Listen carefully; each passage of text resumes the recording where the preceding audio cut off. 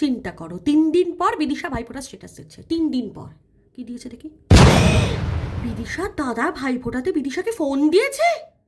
ভাইফোঁটায় phone কে দেয় ভাই? এবার কল করে দেখি তো। এই হ্যালো বিদিশা, বলছি ভালোই তো ভাইফোঁটা কাটাচ্ছিস? হ্যাঁ বল বল। বলছি স্ট্যাটাসে তো দেখলাম ভাইফোঁটা তো তোরই চলছে ভাই। আরে হ্যাঁ, প্রতি বছর আমার ভাইফোঁটা ভীষণ ভালো কাটে রে। হ্যাঁ মানে সেটাই তো দেখছি, ফোনটাও ভীষণ ভালো হয়েছে। তোর দাদা গিফট করলো নাকি?